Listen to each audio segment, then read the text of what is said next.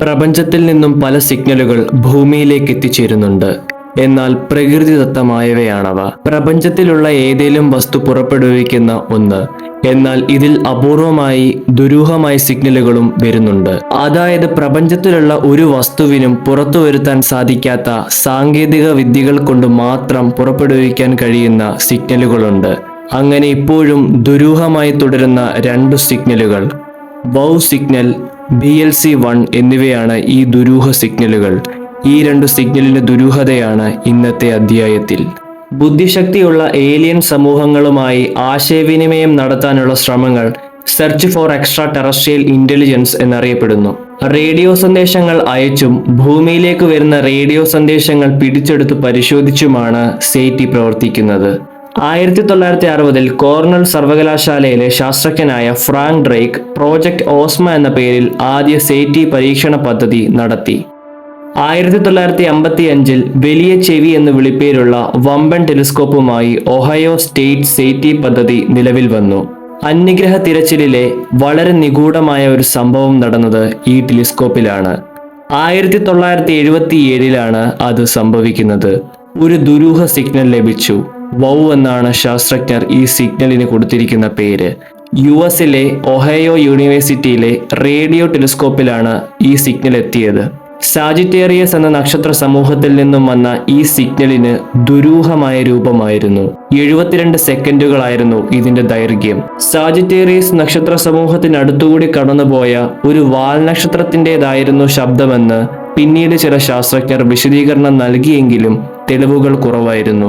ജ്യോതിശാസ്ത്രത്തിലെ നിഗൂഢതകളിലൊന്നായി wow ഇന്നും അവശേഷിക്കുന്നു. ഇത്തരം ദുരൂഹ സിഗ്നലുകൾ സയൻസ് ഫിക്ഷൻ നോവലുകളുടെയും സിനിമകളുടെയും ഇഷ്ടവിഷയങ്ങളാണ്.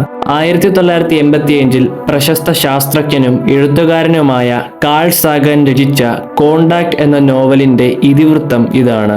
നോവലിലെ നായികയായ എലനോർ ആരോവേയ്ക്ക് 26 ലൈറ്റ് ഇയർ അകലെയുള്ള വേഗ നക്ഷത്രത്തിൽ നിന്ന് ഒരു സന്ദേശം ലഭിക്കുന്നതും തുടർന്നുണ്ടാകുന്ന സംഭവങ്ങളുമാണ് നോവലിന്റെ കഥ.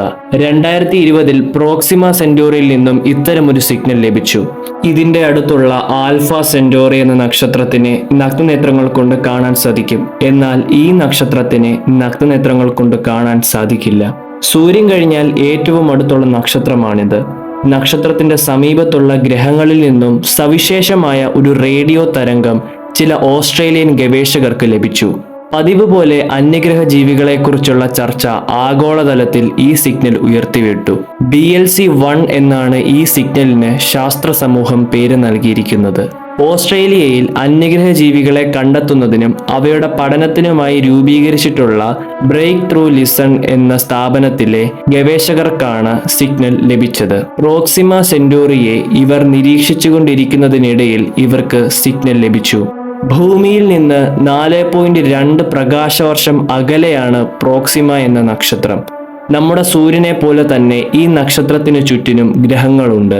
ഇതിൽ നമുക്കറിയാവുന്നത് 2 ഗ്രഹങ്ങളെയാണ്. അതിലൊരു ഗ്രഹമാണ് പ്രോക്സിമ സെന്റോറി B. ഭൂമിയേക്കാൾ അല്പം വലുപ്പം കൂടുതലുള്ള ഈ ഗ്രഹം നക്ഷത്രത്തിന് ചുറ്റും ജീവന് സാധ്യതയുള്ള മേഖലയിലാണ്. അതുകൊണ്ട് തന്നെ പുതിയ സിഗ്നൽ വന്നപ്പോൾ ഇത് ആ ഗ്രഹത്തിൽ നിന്നാകാമെന്നാണ് പല ഗവേഷകരും അനുമാനിച്ചത്. വന്ന സിഗ്നലിനും ഒരു പ്രത്യേകതയുണ്ട്. 982.002 MHz ഫ്രീക്വൻസിയിലുള്ള ഈ സിഗ്നൽ അത്യപൂർവമാണ്. പ്രപഞ്ചത്തിലുള്ള ഒന്നിനും ഈ ഫ്രീക്വൻസിയിൽ സിഗ്നൽ പുറപ്പെടുവിക്കില്ലെന്നും ശാസ്ത്രജ്ഞർ പറയുന്നു. ബഹിരാകാശത്തേക്ക് വിക്ഷേപിച്ച ഉപഗ്രഹങ്ങൾക്കും ഈ രീതിയിൽ സിഗ്നൽ പുറപ്പെടുവിക്കാനുള്ള കഴിവില്ല. സാങ്കേതിക വിദ്യ ഉപയോഗിക്കുന്ന സമൂഹങ്ങളിൽ നിന്നാണ് ഇത്തരം സിഗ്നൽ വരികയെന്നും പെൻസിൽവാനിയ സർവകലാശാലയിലെ ഗവേഷകൻ ജെയ്സൺ റൈറ്റിനെ പോലുള്ളവർ പ്രസ്താവിച്ചതും ദുരൂഹത കൂട്ടി. ഈ 2 സിഗ്നലിൽ നിന്നും മനസ്സിലാക്കേണ്ടത് നമ്മൾ മനുഷ്യരെ പോലെയുള്ള ചിലപ്പോൾ സാങ്കേതിക വിദ്യകളിൽ മുൻപിൽ നിൽക്കുന്ന ഒരു സമൂഹത്തിൽ നിന്നായിരിക്കും ഈ സിഗ്നൽ വന്നത്. അവരും നമ്മളെ പോലെ പ്രപഞ്ചത്തിലെ മറ്റു ജീവനുകളെ പറ്റി തിരയാൻ ശ്രമിക്കുന്നു. എന്നാൽ ഈ സമൂഹങ്ങൾ പ്രകാശവർഷങ്ങൾക്കകലെ പരസ്പരം അകന്നു നിൽക്കുന്നു. അതായത് ഈ പ്രപഞ്ചത്തിൽ ജീവനുള്ള സമൂഹം ഒറ്റപ്പെട്ട് ഇന്നും നിഗൂഢമായി നിലനിൽക്കുന്നു. വീഡിയോ ഇഷ്ടപ്പെട്ടെങ്കിൽ തീർച്ചയായും ലൈക്കും സബ്സ്ക്രൈബും ഷെയറും ചെയ്യുക. ആസ്ട്രോണമിയുമായി ബന്ധപ്പെട്ട മറ്റൊരു വീഡിയോ വരുന്നതും വരെ ഗുഡ് ബൈ.